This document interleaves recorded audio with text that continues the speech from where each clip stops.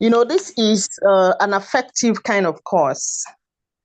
It is not all about academics, in quote. It's not all about the theories. It's about interaction. It's about relationship. It's about communion. And for that, we can't just carry on without wanting to place the right foundation so that we'll be walking the talk. There's no way we can claim to communicate well without having regard for the next person. So as quickly as we can, I would love for us to get familiar a little with one another. That's starting from me.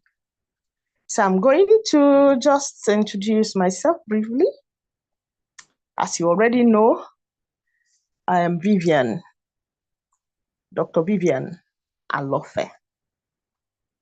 I have a PhD in English language, but I've been in social work education for a little over 3 years now. And my background in language and communication, that's what I've been doing all my life. My background in language and communication gives me a kind of edge when it comes to mapping that out onto other endeavors, other disciplines. So for me in social work education, this angle of communication is it's my beloved, it's my forte, it's my niche. And it gives me a lot of pleasure, to share with other people how we can do better, because better communication definitely leads to better relationships. So as we go along the line, you get to know more. We'll get to know more about one another, because it's just the beginning. We never can tell where this engagement, where this encounter will eventually lead to. So if the class rep can hear me, can you please have our class members introduce themselves, beginning from you? One at a time. We can unmute our mics and just say our names. Yes, please. Good afternoon, ma. My name is Dr. Mariah in Abuja. I work with the National Insurance Authority.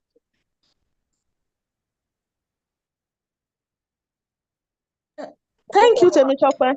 Yeah, thank you. So any other person can just unmute and briefly tell us their name, maybe what they do, their location, and that will be fine.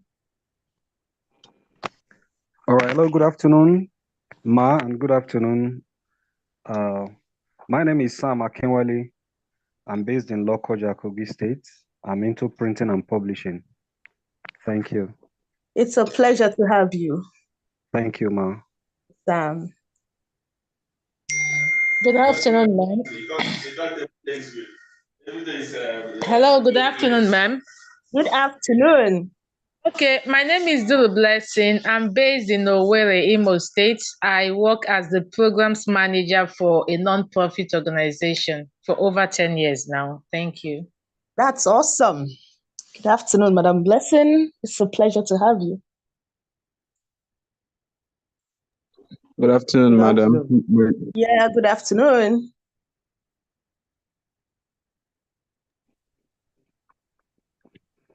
Good afternoon, madam. My name is Makfi Uyemariho. I am a business development partner with Sterling Bank. I work from the head office at Marina. Awesome. We have a banker in the house.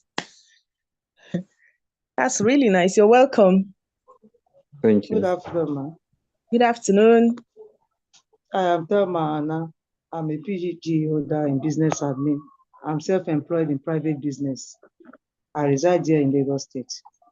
Glad to have you, ma'am. You're welcome. Thank you.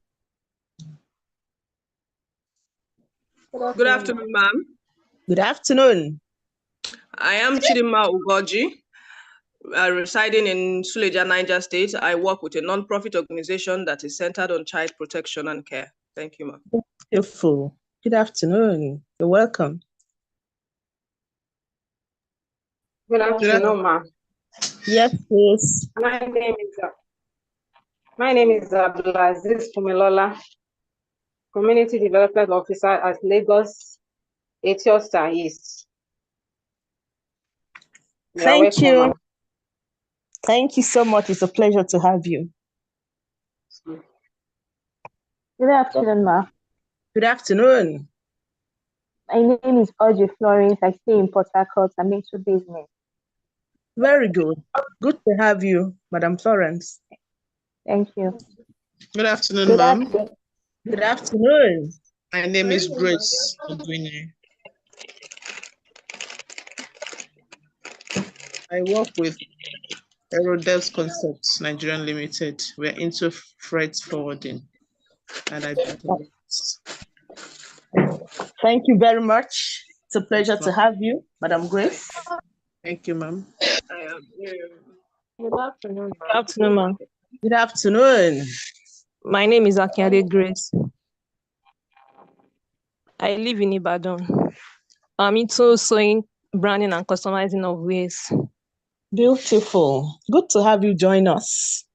Thank you so much. Yeah. Good afternoon, ma'am. Good afternoon, ma'am.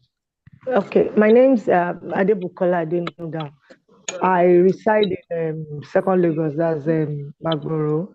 I work with First Bank of Nigeria Limited for over 16 years, and my office is at Marina, Lagos. Thank you. Thank you so much for joining us. There is our barrister. Good afternoon, ma'am. Good afternoon. Good afternoon, ma'am. Yeah. My name is Onokoya Tolulope Messi. I'm a civil servant. I worked under Ifakoda local government as a community development officer. Thank you very much, Madam Onokoya. We are pleased to have you. Thank you, ma'am. Good afternoon. My name is Doris Azu. I'm currently based in Sokoto. I work with a local NGO. Sanu Dezua. Welcome. Good afternoon. We are pleased to have you. Good afternoon, Good ma'am. afternoon, ma. The male voice. Good afternoon, ma'am. Good afternoon. Yeah, my name is Bamidele Adekin. I'm a mental health support worker from Manchester, United Kingdom. Beautiful. We are glad to have you join us. Welcome. You're welcome. Good afternoon, ma. Good afternoon, madam. My name is Madadugo Wanne Odinachi. I stay in Enugu State. I'm into fabric business. No, madam. Thank you, ma. Kime. Ademoma. Thank you. Good afternoon. You're welcome. It's a pleasure to have you. Same here, ma. Yeah. Good afternoon, ma'am. Good afternoon. My name is Progress Okoro. I'm an international affairs and security strategist, and I reside in Ibadan. We are pleased to have you join us. Thank you very much. Yeah. Good afternoon, ma'am. Good afternoon to you. My name is Balogun Adeshola. I'm based in Abuja, and I work with First Bank Nigeria Limited. Madam Balogun, we are glad to have you. Thank you so much for joining us. Thank you. Good afternoon, ma'am. Good afternoon, madam. Good afternoon, everybody else. My name is Mary Ann Adegoke. I work for a non-profit organization, Christiana Faith Foundation, and I'm a child protection field officer for about 12 years now. Wow, that's beautiful. Thank you. It's a privilege to have you join us. Thank you so much. Thank you. Yeah. Good afternoon. My Imek Arpan. I work with a rehabilitation center in Lagos. We are pleased to have you. Thank you so much for joining us. Thank you, ma'am. Thank you, ma'am.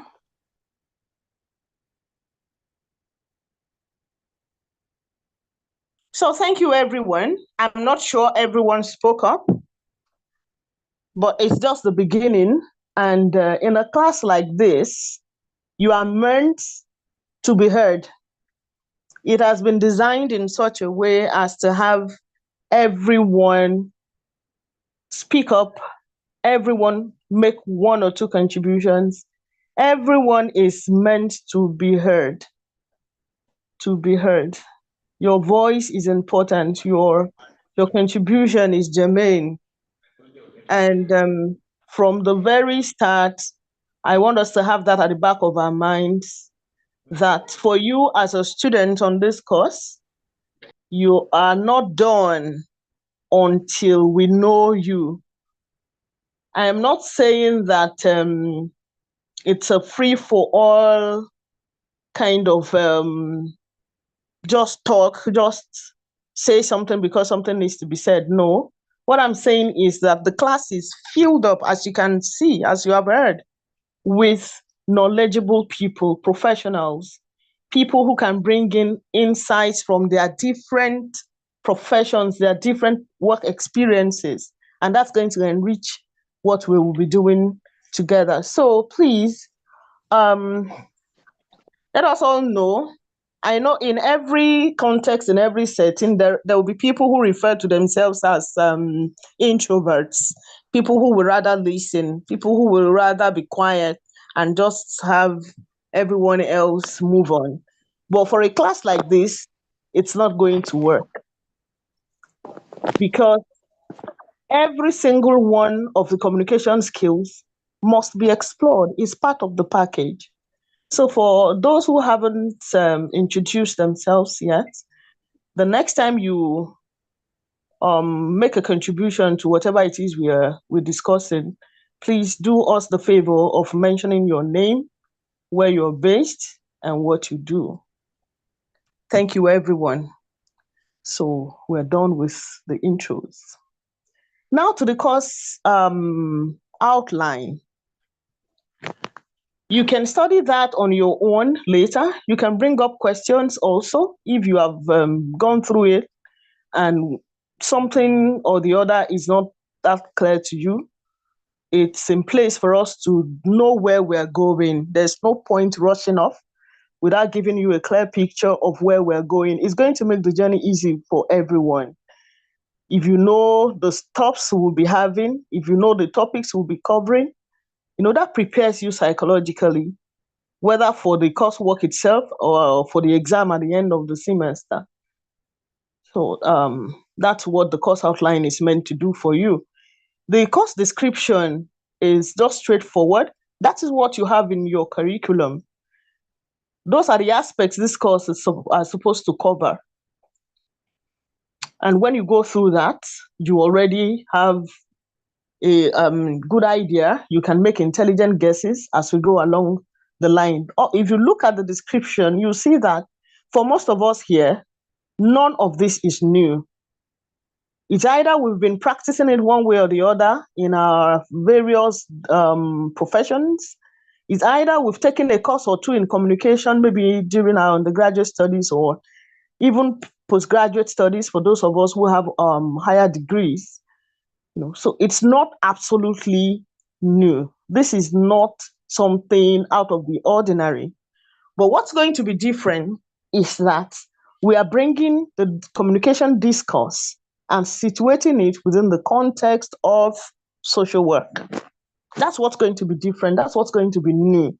And it's better for us because what we already have, we are now going to look at how we can fine-tune it to make it work for us in this profession that we're preparing for. So you can see the objectives there. You can use them to measure yourselves. That's what the objectives are there for. From time to time, you can ask yourself questions based on the objectives to see where you are and if there's a need for you to do some catching up The objectives will help you understand that. The course procedure also describes how we will go about this. As you know, all the lectures will be held online, 3 hours on each day stipulated on the timetable. The lecture session will be delivered in an interactive manner, and that's so we can have optimal participation from students. You know, if, like I said before, that angle is very important. Communication is never a one-way thing, and we'll be living a lie if I teach this course and I end up as a chatterbox, without having feedback, without having your own input, then communication has not taken place. So I want you to pay attention to that as well. Regular attendance, punctuality, active listening, academic integrity are strictly required. And students who comply with this will be handsomely rewarded. You can see the course assessment, how you will be evaluated. That's also clearly stipulated there. So please take your time to study the assessment plan so you're sure you're not missing anything out. I'm on the course outline section now. And you can see that the entire curriculum has been divided into 4 weeks. It's an intensive one, but it's something you can handle at this level. That's how it's meant to be. Everyone here is already an experienced scholar. So we are already used to the rigor, both of academic and professional life. So I do not have any doubt in your ability to follow through with all of this as we go along. So the last item on the course outline is the recommended text section, where we have the recommended text. There should be about 3 texts recommended. Is that what you have? Do you have up to 3 texts recommended? Yes, ma'am. All right. You can look this text up. You can reach out to them at the office as well for those of us based in Lagos, or I'm sure they can assist with how we may have access to some of these things. I have prepared some materials that I will also hand over to you in the course of time.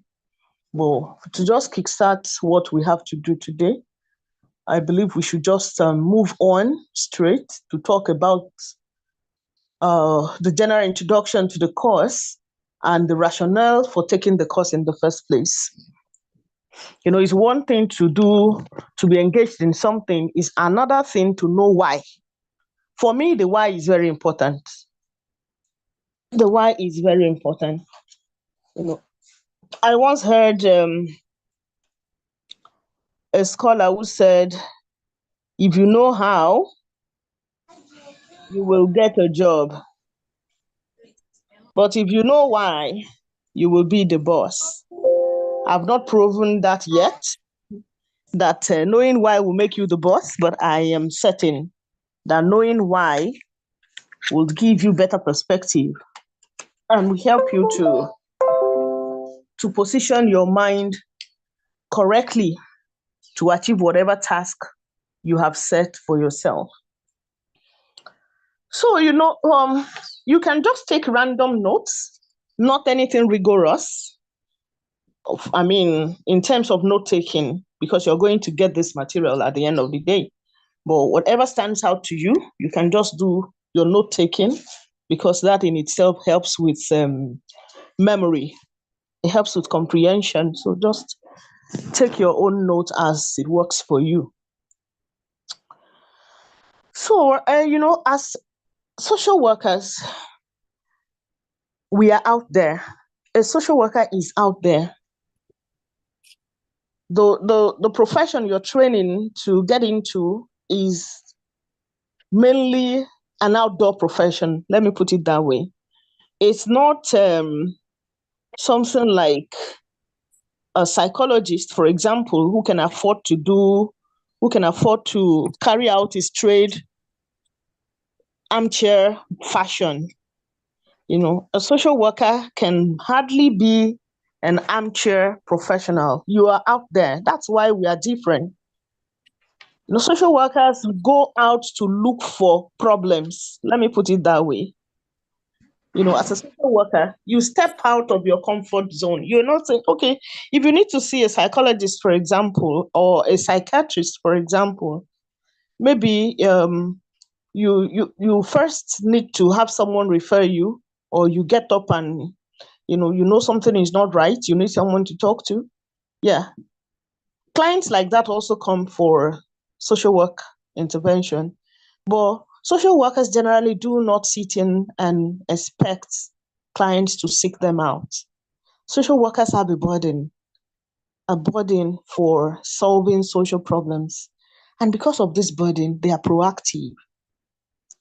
So when you are out there looking for how to empower people to solve their social problems, you have willingly, by yourself, by virtue of your profession, you have stepped into the theater of action. And that action is engendered by communication.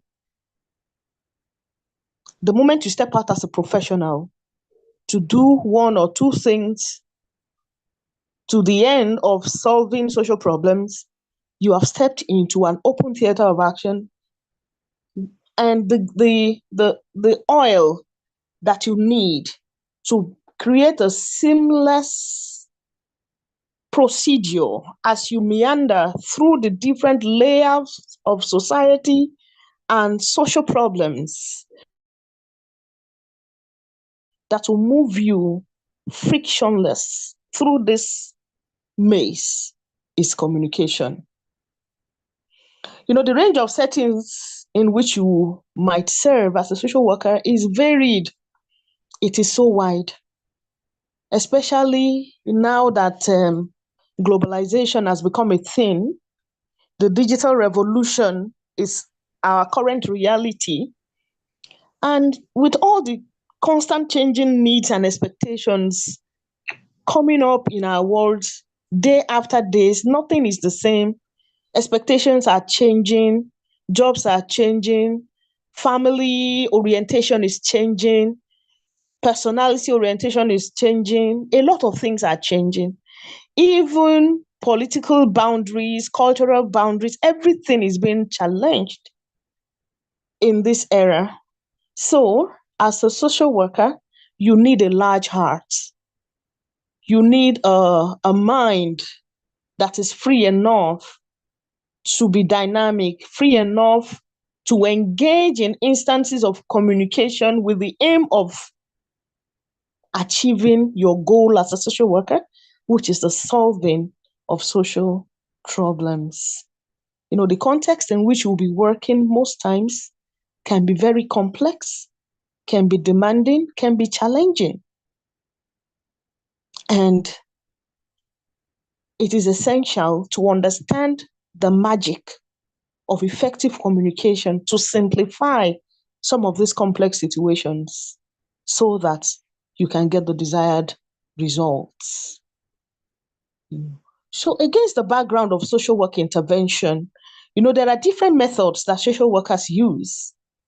Maybe some of us that have taken one semester already might be familiar with some of this. And the newbies also, I'm sure, maybe at one time or the other, you might have heard things like casework, like group work, community organization, social action, social welfare administration, social work research. Those are intervention methods. Casework, group work, community organization, social action, social welfare administration, social work research.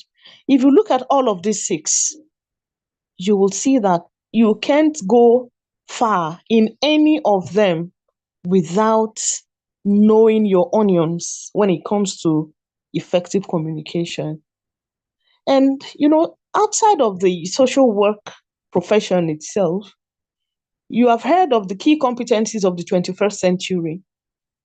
most of the time, competencies like critical thinking, this is not an era in which it is enough for you to just hold an academic degree. No, there are soft skills. There are competencies that are unique to the 21st century. Competencies like collaboration, like problem solving, like information literacy, technology skills and digital literacy.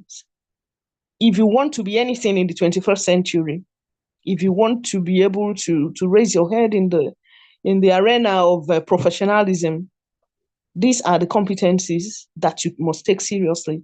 And most of the times, communication skills top the lists. So as a social worker in the 21st century, I need you to understand that something has to change in the way you handle communication after taking this course. Personally, outside of passing the course, which is also very important to me, as well as you, it's important for you to keep a track on your communication encounters and then see if anything has changed after you are done with this course. That is when you have done due diligence. Even for me taking the course again, I can't imagine after going through this entire semester, and then I cannot fortify my relationships. I cannot enhance my relationship. I can get better results because I communicate better. I don't think that would be rewarding at all. So for those of us entering into this field of knowledge for the first time, and those of us that have already had one or two courses or trainings and all of that relating to communication, we still have a lot of learning to do. We still have a lot of growing up to do. We have a lot of changing to do so that we can move up on the proficiency ladder. So that's everything I've said so far, is to help us create a good foundation for us to place everything we'll be learning on. It's to create a framework, a positive framework, a productive framework that will take us beyond the desire to just pass exam, and then take us into the arena where we apply what we have learned to achieve better results. Do you believe that most of the problems we face in the world, they are problems relating to communication?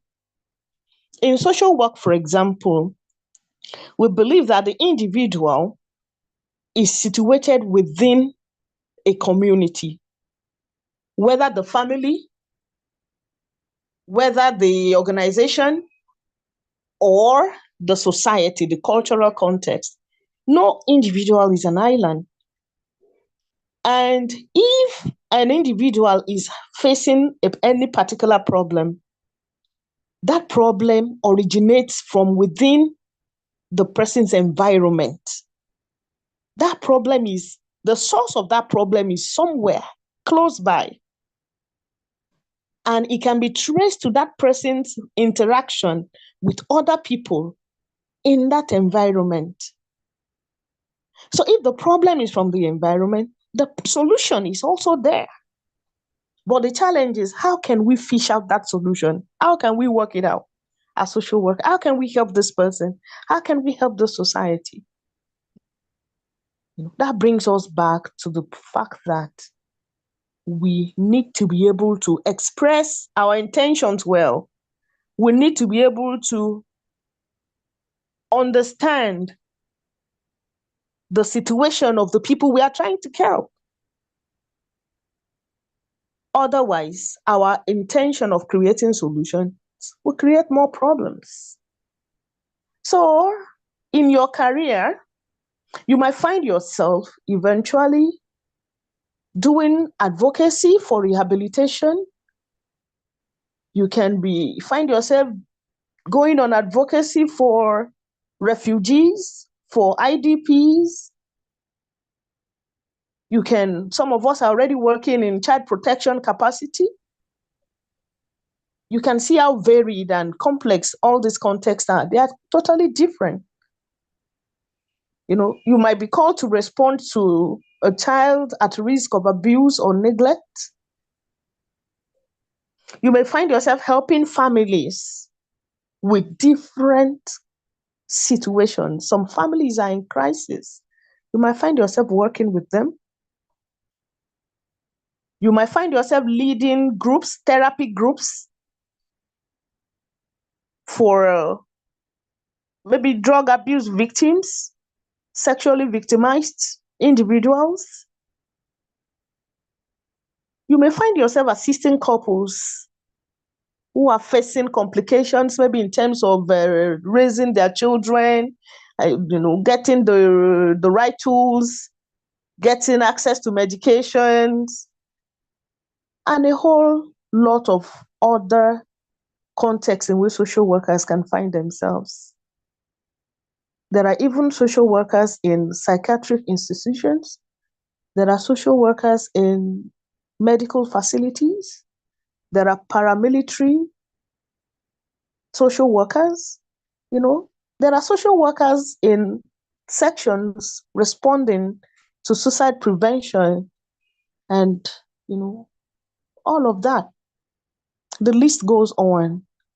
So with this kind of background, you will understand that it's not by chance, it's not just happenstance that this course has been placed as one of the courses to prepare you for the field of practice. Now, let's come home a little more as well to talk about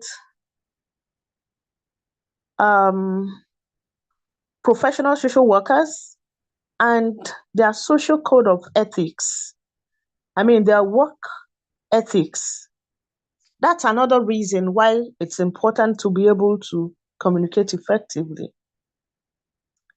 You want to do so much as a social worker, but no matter how zealous you are as a social worker, you must work within the confines of the code of ethics. What are some of these ethical principles? Some of us are familiar with them, I suppose. Can we mention some? What are the core values, the ethical principles social workers work with?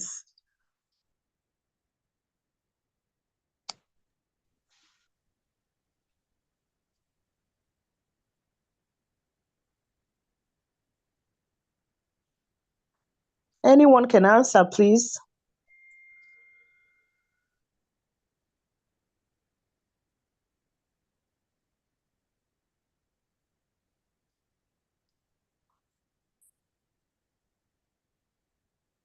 Okay, as a social worker, you must have empathy.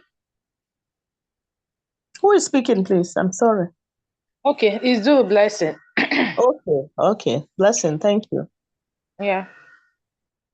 Empathy, you said.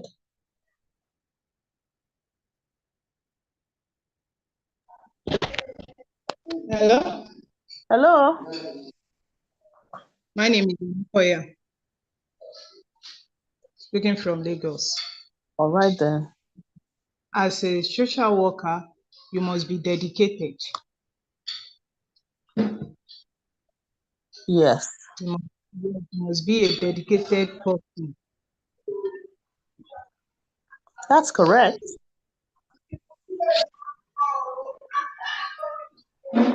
Any other? Good afternoon. Yes, ma'am. Good afternoon. Yeah. As a social worker, you must have the best interest of your clients at heart. Very true. That's very true. Now, there are 6 core values and ethical principles. All the ones that have been mentioned, you'll see that they are part of these 6 I'm going to read out to us now. The first one is service, social justice, dignity and worth of the person, Importance of human relationships, integrity, and competence. Social workers have a lot of respect, a lot of regard. They don't joke with the ethics of the profession because that's what makes you a professional in the first place. Your ability to recognize the ethics and to work within that that boundary. That is what makes you a professional. Now, if you look at the 6 items: service, social justice, dignity and worth of the person, importance of human relationship, integrity and competence, you'll see that the first telltale sign of your understanding and ability to map out this ethics into your practice will show in the way you communicate. The way communication is not limited to just talking now. It's a holistic thing. But if you understand these ethical values, but you have a deficiency in communication, you would end up being listed as an unprofessional social worker. And that can lead to something unpleasant. So it's not enough to understand the ethics. It's also important to understand how communication can help you project yourself as a social worker with high professional proficiency. So the ability to apply your skills as a social worker is the sign of your proficiency. Ability to apply social work skills, that is your sign of professional proficiency. And what are social work skills? Social work skills are a set of discrete cognitive and behavioral actions that social workers make use of in the field of practice. A set of discrete cognitive and behavioral action. Cognitive, that is what you know. Your knowledge, your head knowledge would equip you with the skill. But there's also the aspect of the behavioral action.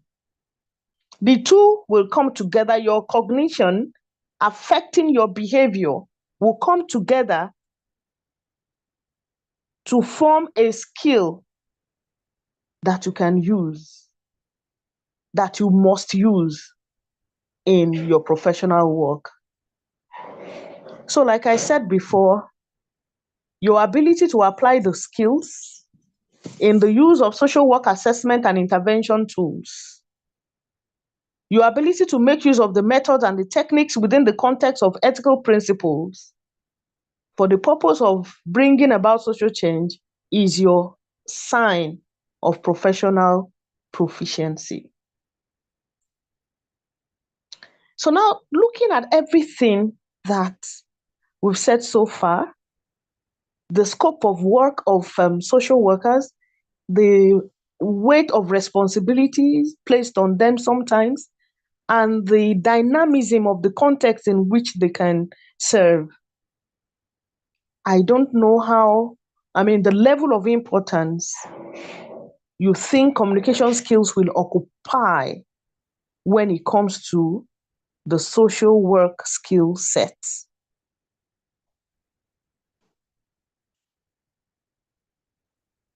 How important do you think communication skills are when it comes to the social work skills set? According to Baker, in a text published in 1995, a social worker's skill include 1, being proficient in communication, then assessing problems and client workability, Then matching needs with resources, developing resources, and changing social structures. I'll go over that again. A social worker's skill include being proficient in communication. I want you to get that. Being proficient in communication, assessing problems, and client workability. Matching needs with resources, developing resources, changing social structures. How can this be achieved without effective communication skills? Do you think it is possible? I don't think so. It's not possible to achieve all of this without communication skills. Social workers understand the importance of relationships. Everything we do is in the context of relationship. And proficiency in communication skills will help you to establish and maintain positive working relationship with your clients and others with whom you interact as part of your professional activities. When we say everything we do as social workers is done in the context of relationships, what do you think we are talking about? How correct is that? That everything social workers do is done in the context of relationship.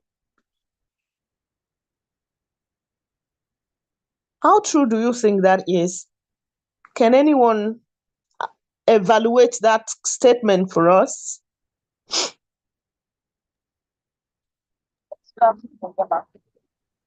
Hello? Hello, good afternoon. Good afternoon. My name is for me, I think it's very true, because communication is without communication, I don't think that a social worker can operate or it's like for me, it's like the two sides of the same coin. Without communication, you can't even help your friends or the people you're going to be lending help to. You can't really assist them. You cannot communicate effectively. Thank you very much. Yeah, I think what you have done is to tell us how important, how pivotal communication is to social work practice. So I still want someone to talk about that claim that everything social workers do is done in the context of relationships. How true is that statement? Good afternoon, ma'am. Hello, my name is Olafimi Ahmed from Akure. Thank you, Olafimi. Yes, I believe that as social workers, we relate with our clients, families, and service users. So it's very true that everything we do revolves around relationship. Also, we liaise with other agencies in order to be able to give the best services to families, to our clients and our service users. So I truly affirm and I believe that everything we do revolves around the context of relationship. Thank you so much. You've said so much. In fact, that covers a whole lot, because social workers do not only engage their clients, they step out into organizations, they step out into the larger community. And in all of these endeavors, they meet with people. Relationships are the bedrock. Relationships, creating and sustaining, nurturing relationships. That's one of the major tools, one of the major techniques that social workers take advantage of to get their work done. So if we agree that most of what we do, if not all, revolves around relationships, What are some of the issues we might face as a result of communication problems? Now that we understand the context in which we work, how important relationship is in this context, we already have talked about the ethics we need to work with, ethics like social justice, dignity and worth of the person, importance of human relationship, competence. You know, when we bring all of these things together, how can inadequate communication skills, faulty communication skills, how can they hamper the work of a social worker against the context of everything we've discussed so far? Can someone please enlighten us? Good afternoon. Good afternoon. Yeah, based on my experience, if Yeah. a social worker has a breakdown of communication and not being able to build a sustainable relationship with his or her client, such social worker will not be able to deliver its own quota of work to such service user at the end of the day. And the service user is going to be frustrated, which can lead into aggravation. And even the social worker at the end of the day will not be able to do anything meaningful, resulting in him or her losing such casework to someone else, which is not good on their records. Thank you very much. So problems with communication skills can lead to setbacks in the professional profile of a social worker. It can also lead to persistence of problems that ought to have been solved. You know, sometimes the cases social workers handle might be cases of life and death. And it will be very, very unpleasant for a social worker to fail to address a situation, a problem adequately, simply because they have not mastered the communication skills in the context of their profession. So all of this is to sensitize us, to let us understand where we stand and how important these skills, communication skills, are when it comes to our practice of the profession. You know, there's also this aspect of what we do that requires building trust. One of the primary achievements of a social worker on any case is to be able to build trust. Whether while engaging an individual as our service user, engaging a community, engaging an organization or a family, it is very important for a social worker to be able to build trust. And how do you think effective communication can help social workers to build trust? Let's look at that as well. Let someone take us down that knowledge route before we move on to the concepts of communication.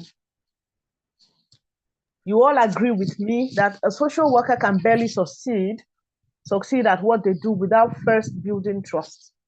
In order to succeed, you must understand how important that is. So what is the relationship between building trust and effective communication? Yeah. Okay.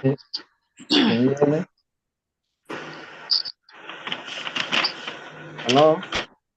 I can hear you. We can hear you, I suppose. Yeah, so effective communication in building trust, I think it's a very vital things to put into consideration. It's a vital skills when you are communicating with a resident or a service user. You were able to use a person-centered approach whereby you allow the communications to be of more what is happening to them. You don't interject them. You don't bully them. Don't harass them. You promote their dignity, their views, even though sometimes if they are not really communicating, you still give them a listening ear. And they feel, oh, someone like this, my social worker understands me. Go and call my social worker. He understands me. They will be able to build that rapport, that closeness, because you don't shout at them, you don't raise voice.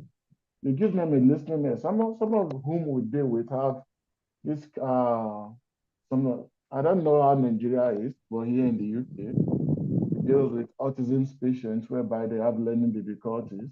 When you speak, it may take like 4, 5, 6 minutes before they process what you talk and give you a response back. So the moment you speak and you're expecting immediate response and you're not getting it, and you're like, what's this guy's feeling like? And you don't understand the situation that who I'm dealing with, it takes minutes to process such information in their brain and give you a response back.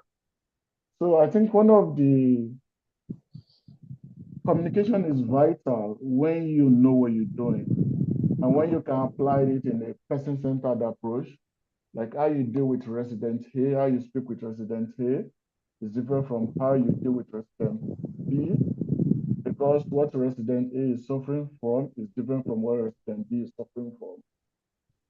So when your services understand that, oh, my social worker understand me, they were able to vomit everything out. Because there's one perspective about social worker is they see us as a life-saving tools for them, life-saving mechanism. So thank you very much. Yeah, thank you. That is really engaging. That's eye-opening. Okay. Especially. Yeah. Hello, go on. Yes, please. Go on. Something I add, do the blessing. I think as a social worker in building trust, we shouldn't rule out the concept of confidentiality, especially when you're dealing with, you're providing support for issues around sexual gender-based violence, for instance, where a survivor would have shared her experience, right? Or the trauma that she's gone through when that so needs established trust to ensure that whatever story she's putting into your hand, where you also apply the because you know her, where you repeat violence, the secondary violence on the survivor. So confidentiality helps to sustain and build trust between you, the social worker, and the community or the individual that you're supporting as well. So what role does effective communication play in that context? One for me practically is to understand to understand the individual one by defining clearly your means of communication, how you tend to pass your message. Sometimes as social workers, we tend to come with a lot of theories in applying in the practical aspect of our work. But you find out that in the real sense, it doesn't really work out the way the theory aspect of it looks like. So in terms of effective communication, you have to ensure you establish a means of communication whereby the two of you are communicating and you're understanding yourself.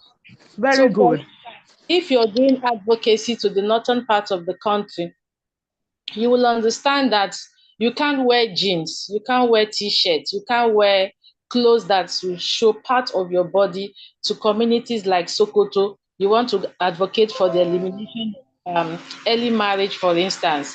So you have to go wearing what the tradition accepts. So you have to cover yourself. So that is also a part of communication, because you are defining the means of how you want to engage, how you want to pass your message, and how you also want to ensure that they're on the same page with you. Thank you very much, Blessing.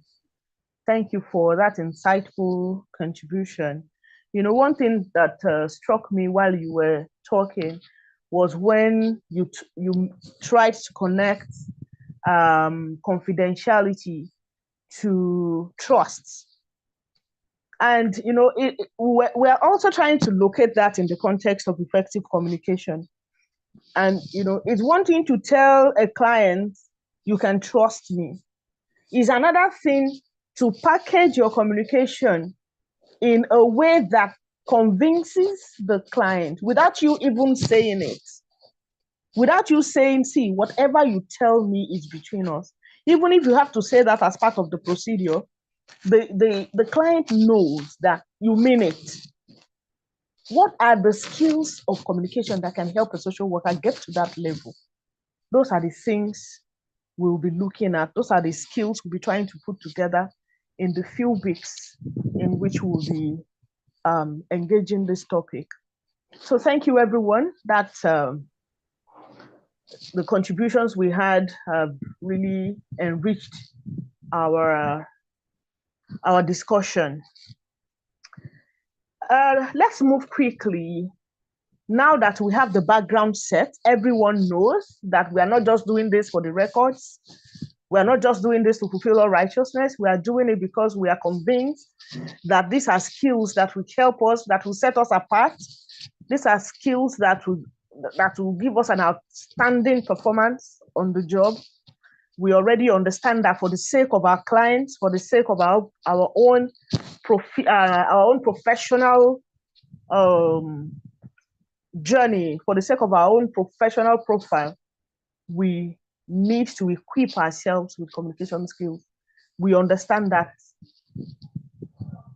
good and clear. So we can now move on to talk about what exactly communication is. And you already know, I'm sure, that this concept of communication can be found in every single sphere of life. Wherever you go, communication is waiting for you there. And for me, that's really interesting, because in as much as what you'll be doing will involve other human beings, even if it involves just only you, communication is on the table. So as a result of this, it's very difficult to say this is the definition of communication, because medical practitioners will look at communication from their own window. Engineers, for example, will look at communication from another window. Teachers, even students, or even our senior citizens, for example, or even traders, artisans, people in different vocations, they have the right to say, for us, this is what communication is. And you can argue with them, because that is what it is to them in their context. But generally speaking, that word itself, that communication, the word, it derived from a Latin verb, communicare, communicare, communi, and then C-A-R-E, communicare. That's a Latin verb, which means to share or make common. So that tells us what the goal of communication is. The goal, underlying essence of communication, is to share, is to make common.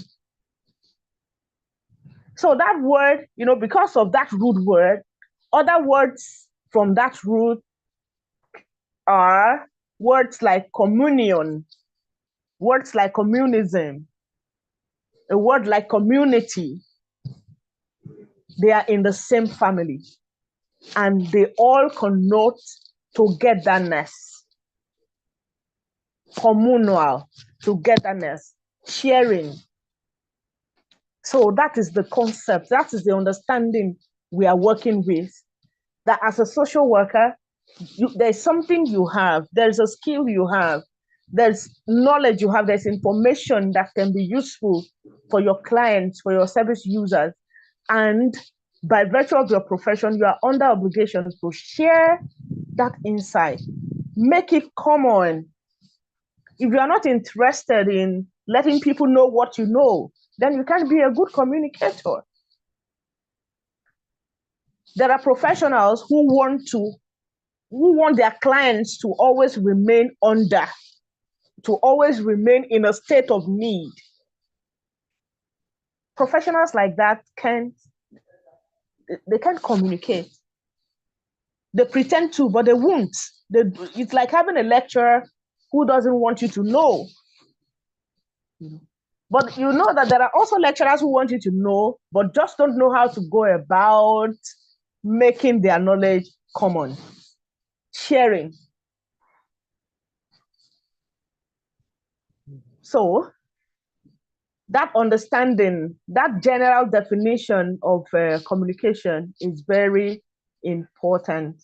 It sets us in the right pedestal to understand why we are even communicating in the first place. Then there's this definition from Merriam-Webster's dictionary that I love a lot. You know, it defines communication as, where is it now?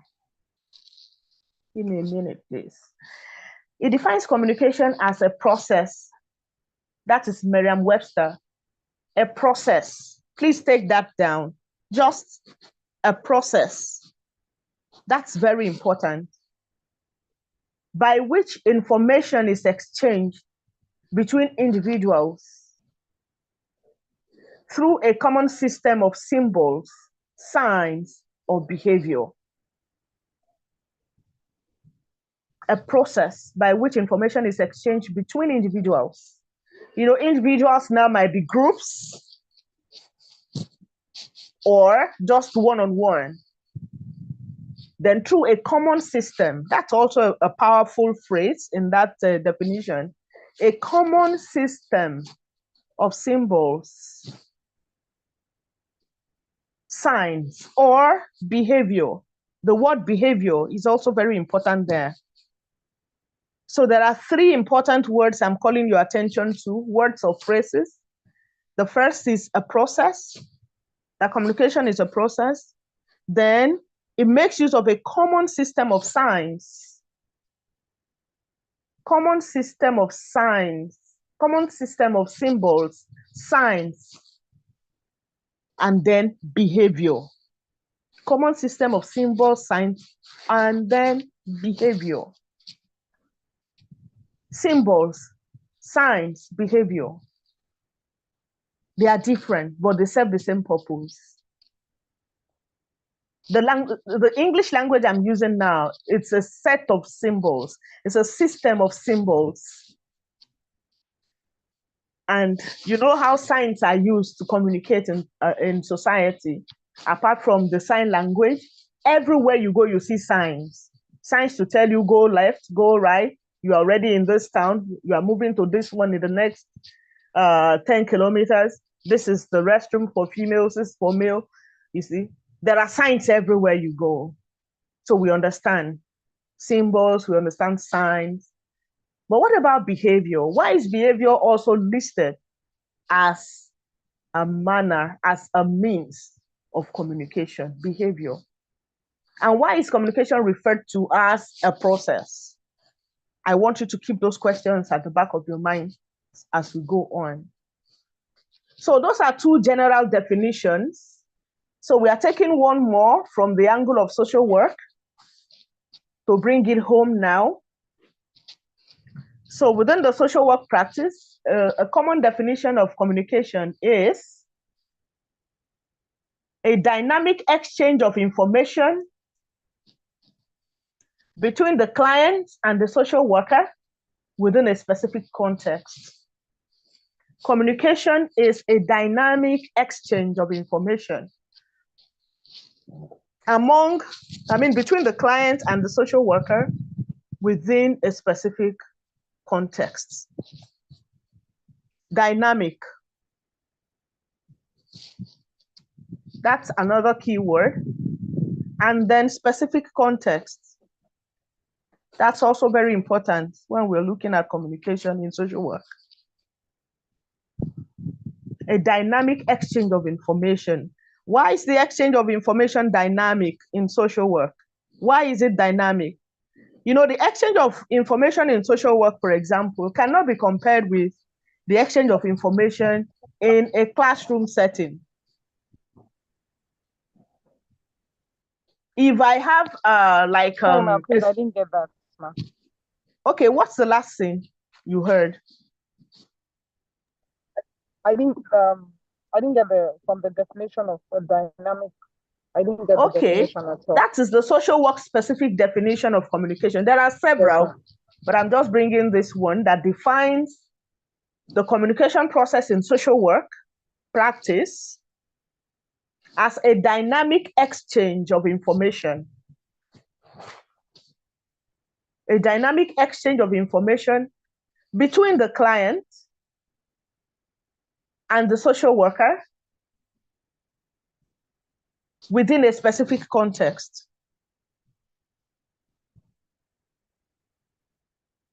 So I was trying to find out, can we brainstorm around that a little? Okay, ma'am. Why is the communication process in social work practice referred to as dynamic? Is it more dynamic than the one that takes place between a teacher, a mathematics teacher, and maybe a grade 10 class, a 10th grade mathematics class and a teacher? The communication process in that setting, is it less dynamic than that of a social worker? What is this dynamic thing in relation to communication in social work? Can anybody help us? Yes, sir. Okay. When you talk about dynamism in social work, it means that in different areas of that work, you meet different clients with different problems. So the way you communicate with this client is different from the way you communicate with the other clients. Say, for example, if you are working in an hospital setting, you meet with people who are sick. There's a way you communicate with them. Another example is maybe you want to go out to meet with maybe ministry, agency. The way you communicate with those people is different from the way you communicate in an hospital setting. The same thing applies to when you want to communicate in an orphanage home, especially elderly homes. The way you communicate with the elderly is different from the way you communicate with the youth or the children. So when we talk about communication in a social work setting, it is very, very, very dynamic. Thank you, Thelma. That's very correct. But I also want to ask us, this dynamism in communication, is it also applicable to when a social worker is engaging a single client one-on-one?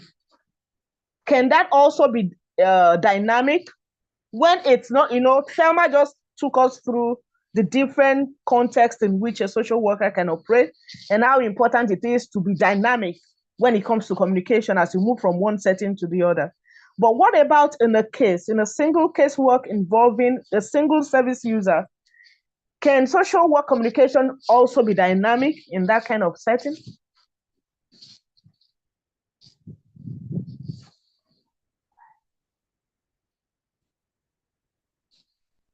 Is the question clear, please?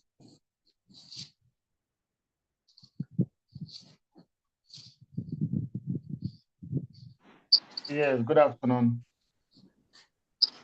Yeah, good afternoon. Desmond, good afternoon.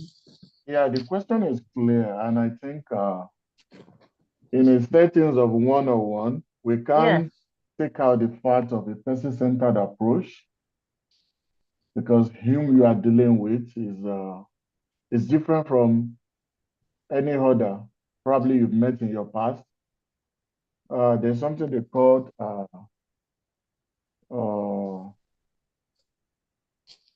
I don't know. The care system, the care book, the care hat. I don't know. Probably we have that. But each individual has their own differences, have their own problems. So it doesn't, even if it's one-on-one, that individual still have his own issues. Because if he doesn't have issues, you won't be needing a social worker. So in that aspect, I believe dynamism should play his role. Okay. I would like to add my own view. Thank you, Hamed. Okay, so I believe that communicating with a service user individually, it's dynamic because sometimes you have to be careful with your tone. You might be relating to an individual for a while, and then if situation changes, for example, the person is grieving, you have to be careful of your body language and the rest of your communication at that point will change. It will be the regular way you've been communicating with the person. So it depends on the person's situation and other situations revolving around the person's case. So your communication at a particular time might differ from the previous time. That is absolutely correct. Thank you so much. And I believe everyone heard that. You know, it is common knowledge, for example, among social workers, that as you move from one context of rendering service to another, you need to adopt different methods of communication, different strategies of communication. But most times we fail to understand that even in our one-to-one engagement with service users, we need to be so alert to the signals we are sending out via our communication tokens. We need to be mindful of the fact that we are trying to elicit information, for example, from a client. And then there is a plan of intervention you want to execute. So if one is not mindful that context, even within that single encounter, can falter, it can shift, it can change, sometimes in a matter of minutes. In grief counseling, for example, you're working with someone who is grieving, like the last speaker just said. And, at the beginning of the encounter, this person appeared all calm, collected, seemed to be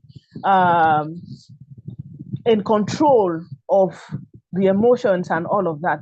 But all of a sudden, something triggers the trauma and things take a different turn.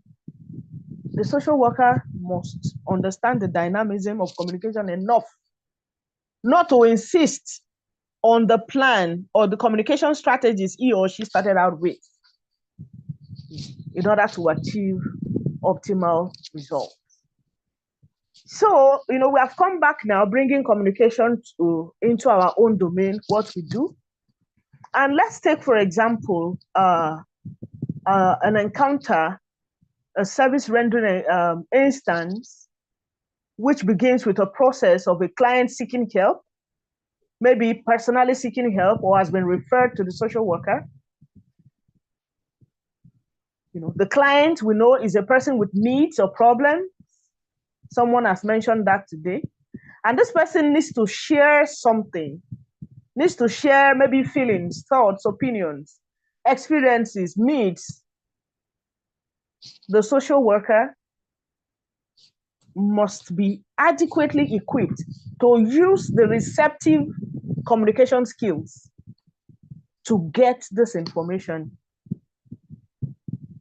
And by the time the information has been gathered concerning the case, that's the social worker has collected the data by watching not only the client's verbal behavior, but even the client's non-verbal behavior. When the data has been holistically collected like that, the social worker now finds himself or herself in the position to use the expressive communication skills to guide the client through the assessment process, through the intervention process. During the assessment process, for example, the receptive communication skills are very important. And then during the intervention process, where the intervention plan is being executed one step after the other, the expressive communication skills come in handy at that point. So from the inception of intervention, you find the communication skills coming to the fore. Those are the receptive skills I mentioned. And in the middle of the engagement, as the social worker works towards the end of the intervention process, because every intervention process is not supposed to last forever. There's a plan, there's a period of inception, there's a time this plan is supposed to terminate. There's a time you expect that the client should have received enough, there's a word I'm looking for now, enough support to be able to solve their own problems. And at that point, the social worker is ready to release them to begin to live a normal life. So from the inception to this particular point, you find that your communication skills would play very important roles. There are many types and forms of communication. You find different forms, different types in different publications, depending on the school of thought or the professional background or orientation the person is coming from. But generally, we can find types of communication, including verbal communication, non-verbal, intrapersonal, interpersonal, organizational, mass communication. All of these are types and forms of communication.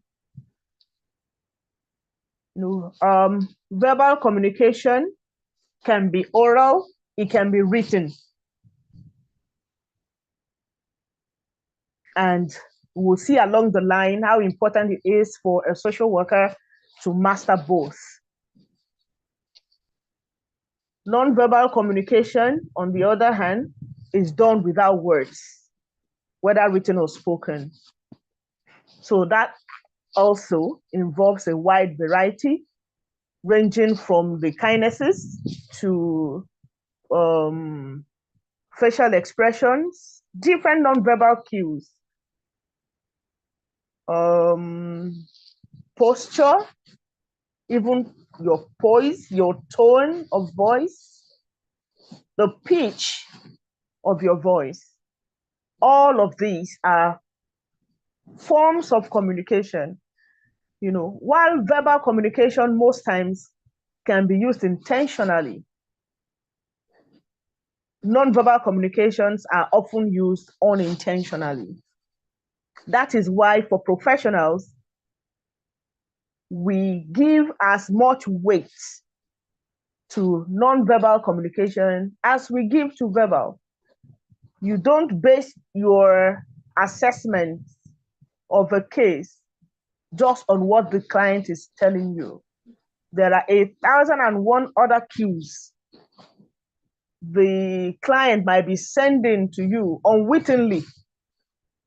But if you are able to pick up those cues, eye contact, for example, is a very strong non-verbal cue.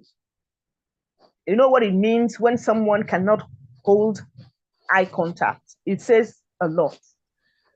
And that is something a social worker should never overlook. So even the setting of our office spaces, they are non-verbal cues. The moment a client steps into your workspace, what do they see?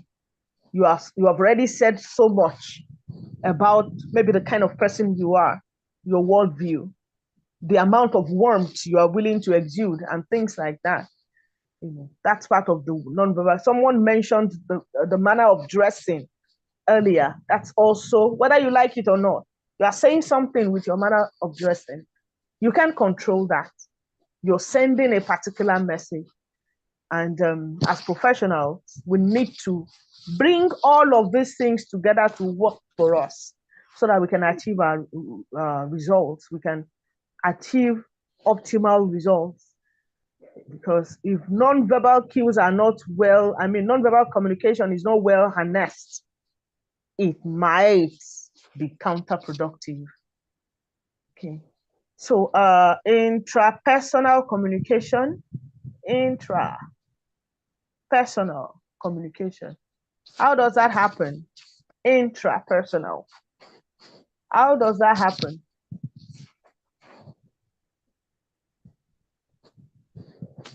Anybody, please? How does intrapersonal communication happen?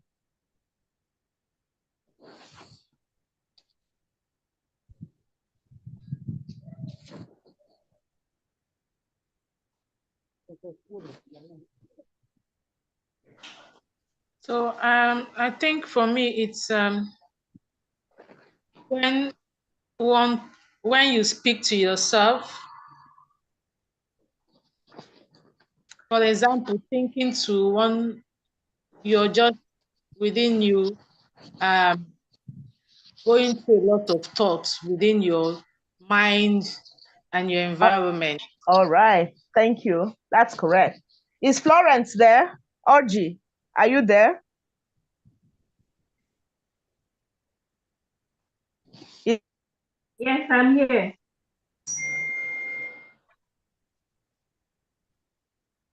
Are you with us, Florence? Yeah, good. Yes, I'm here. Yeah. So you heard what the last speaker said about intrapersonal communication. Yeah. Can you put up your video, please?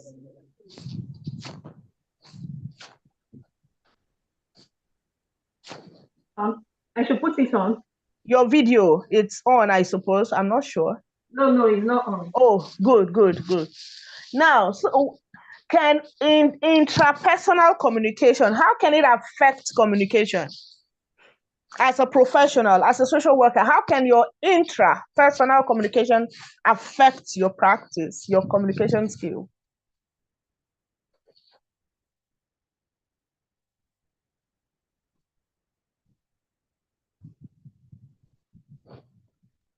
Okay, what I understand, I can hear you. What I understand by intrapersonal communication is that it's a process that you communicate within yourself. Good. So how can it affect communication in general as a social worker? How can intrapersonal communication affect social work practice or your communication skills?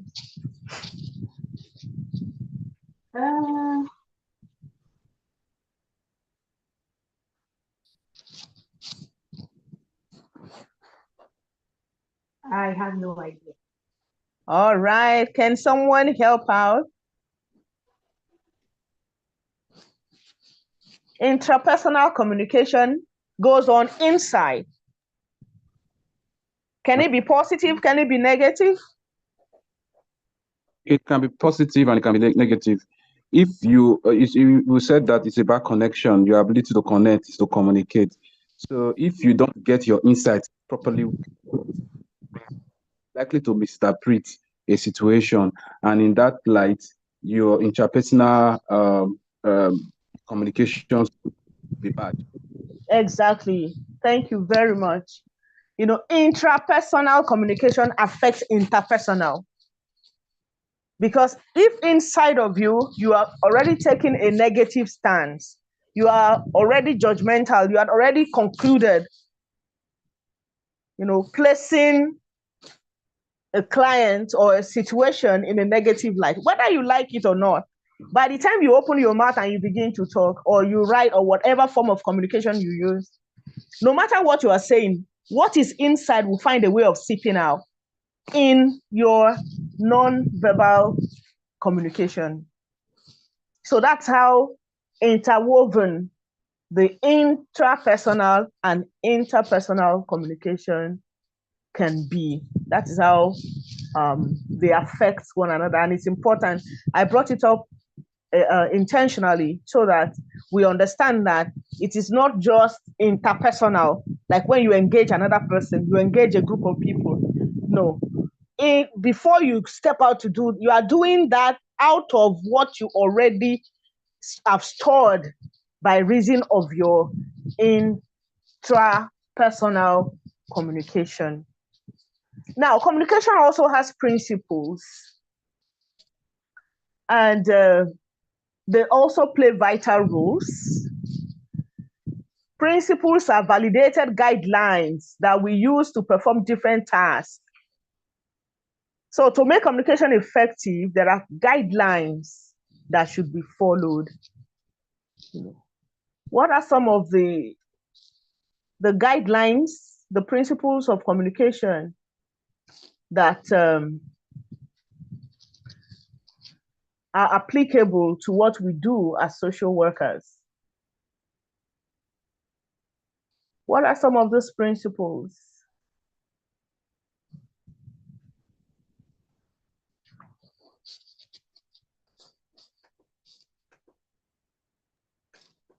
I believe in achieving effective communication in social work, your communication will be clear and concise. Very good. That's excellent.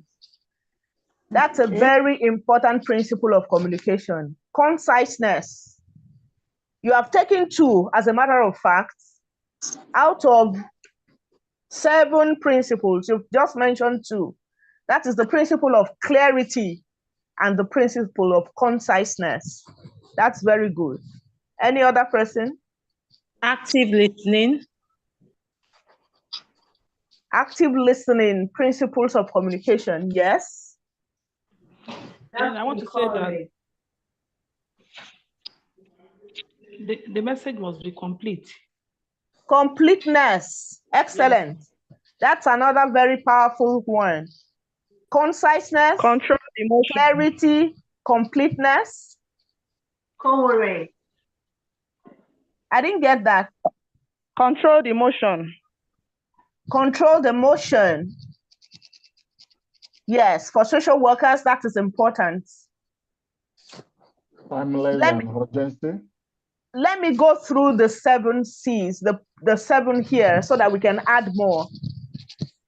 So let's say number 1 is conciseness. Then 2 is clarity. 3 is correctness. Then I think 4, concreteness. Then completeness, complete. Then courteousness.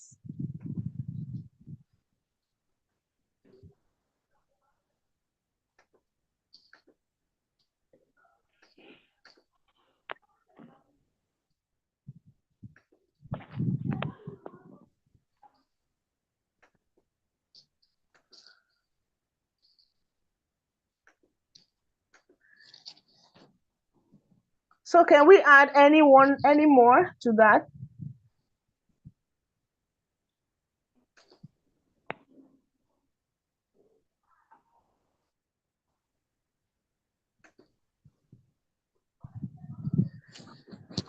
So if you work within these principles, you stand a better chance of communicating effectively. And I believe the principles are straightforward. For us as social workers, that is non-negotiable. So when a message, when the message you're sending is concise, that is, it's devoid of irrelevancies. It's devoid of irrelevancies. You're not bringing in sentiments, undue sentiments, whatever they may be. You're not bringing them into the communication context, your professional context. You're not bringing them in. Your message is as concise as possible. Then your message is clear. We understand how important that can be. Your message is concrete. It is based on facts. Social work is always evidence-based. It's a scientific approach to rendering support to people in need so that they can be empowered to solve their own problems. You don't go about doing that based on sentiments. So you're working with concrete information, complete information, and you're being courteous about it because of our value, our ethical value of the dignity of the person. Everyone you engage in deserves respect because they are human. There's no other reason to look for when it comes to interacting with people, generally, not even just on the professional plane. Generally, everybody deserves respect. It's a mark of professionalism when you can be courteous in your communication because the person you're dealing with is human. Not because they are rich, not because they are good looking, because they are influential. Sometimes you get into an office and you want to get something done and you are being snubbed and then you're being treated like an irrelevant piece of whatever. And suddenly the boss steps out and sees you and screams and like, oh, why are you doing this? And you say, I don't know. They've not, I've been making inquiry. Nobody is giving me attention. And then the people you met earlier will tell you, we didn't know you are this and this person. We didn't know. Now the question is, must you know that this is the person, the director of this or the chairman of that before you treat them as a human being? So that's the point in the principle of courteousness, no matter who you are dealing with. So long as the person is human, there's nothing else to look for. That is enough to tell us that the communication, whatever communication strategy we adopt must have that courteous angle to it. The coherence, that is clear. We know what it means to be coherent. So we need to be sure that the message we are passing across is meaningful. Not all information being passed across is meaningful. Some information are already muddled up and cannot even be deciphered on the other end. So it's part of the due diligence to make sure that communication is coherent. Now, we said earlier that there's a process involved in communication. A process. And what are some elements of this process? We say communication is a process because it is not something that happens like a one-off thing, like once and for all. It is a process going on through a procedure and coming back again, like something like a cycle. Communication happens in that back and forth cycle. It is not just an act, like slamming a door and walking away. No. Every instance of communication has a process that begins with the encoder, which is the source. There are different diagrams to illustrate this, and you find one in the material you'll be getting. So the encoder, as you know, is the initiator, is the source. And another name for the encoder is what? Anybody? The sender. The sender. Excellent. Thank you very much. Excellent. The encoder is the source, is the sender. And the encoder is responsible for the encoding of the message, for the selection of the channel, and then the sending of the message. While the receiver is on the other end, who is responsible for the receiving of the message and then decoding of it. And then the receiver is also responsible for sending back a message to the sender. And that message is called what?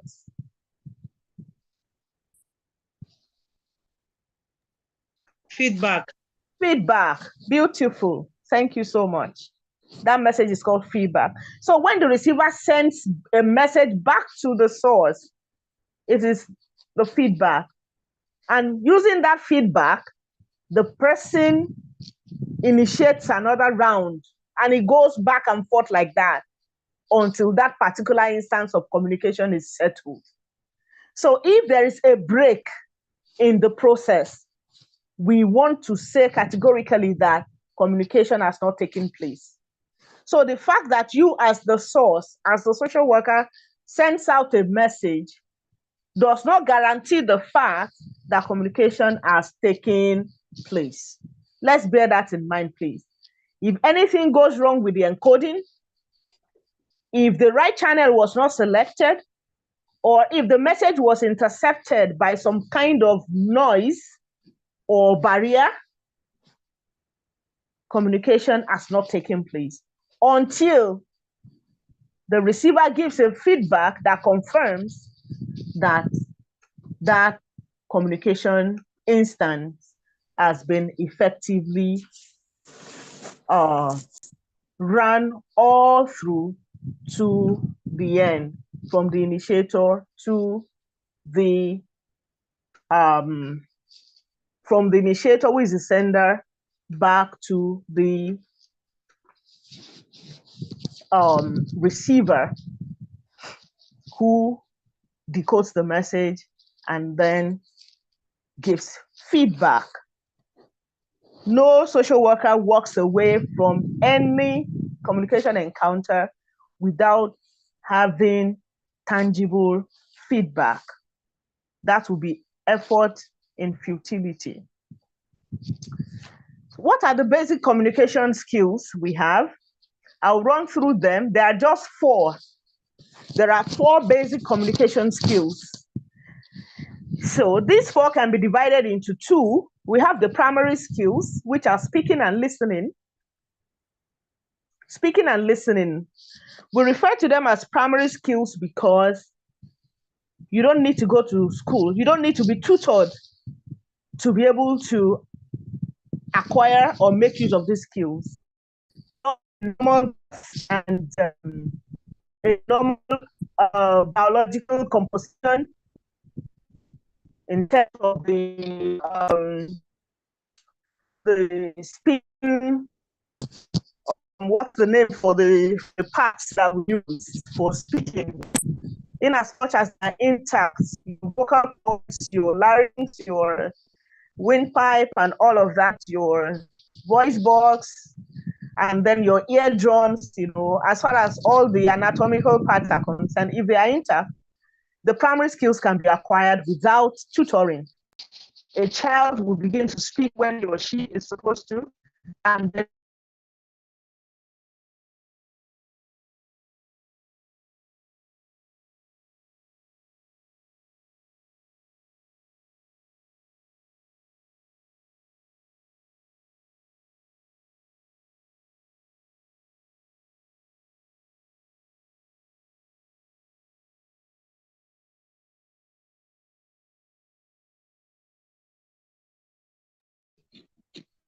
Please, I can't hear you.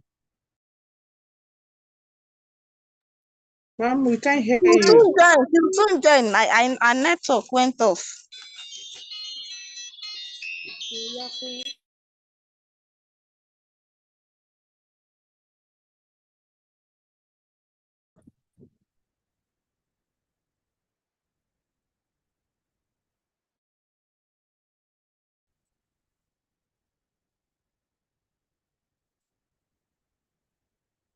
We can't hear you, ma.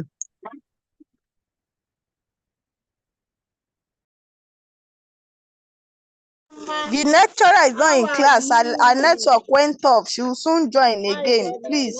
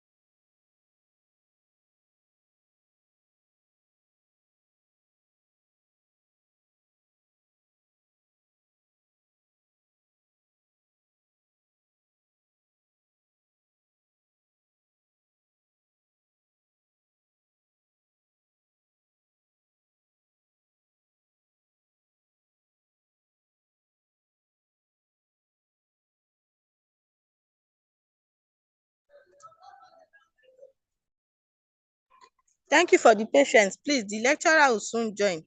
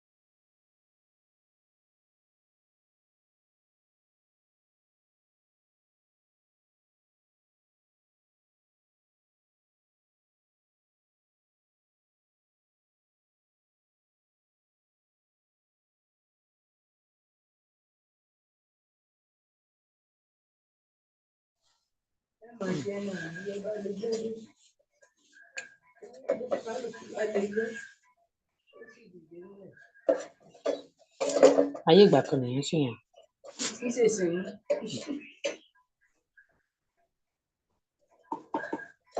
Ìgbà ti yí padà. Ẹ kó tálíkà gan oúnjẹ jẹ.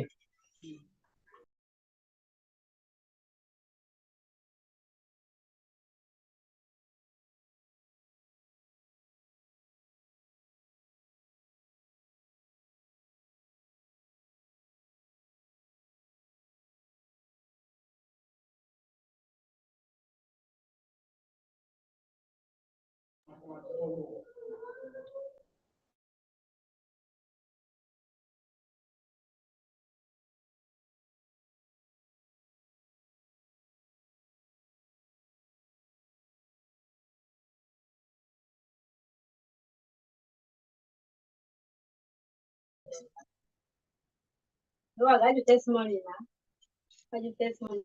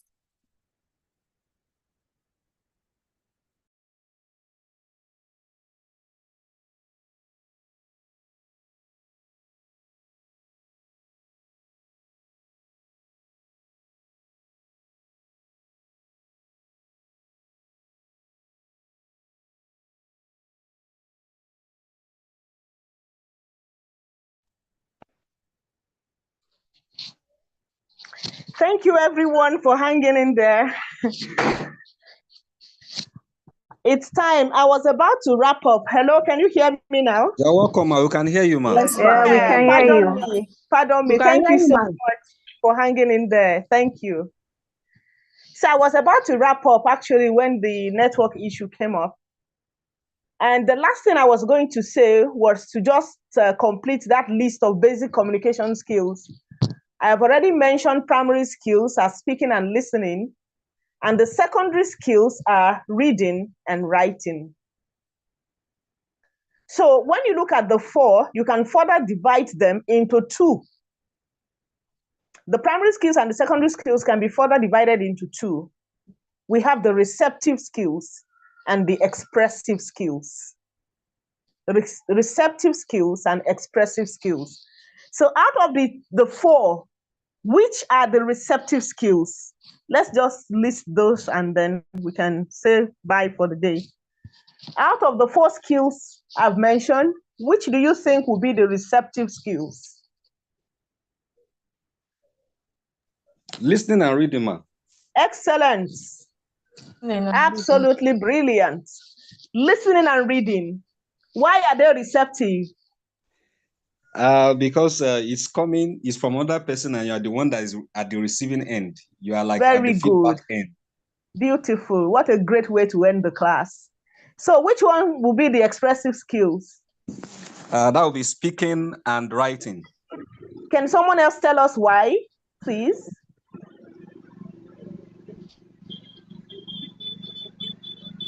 Because that's the one you express yourself. Yes, that's the skills we use when we need to express ourselves. So the question I'll be leaving you with is, which is more important? Is it the receptive skills or the expressive skills? We can take it on from there in the next class by God's grace. If there's any question and you have time to spare, we can take them. If not, that'll be all. Thank you. Any questions?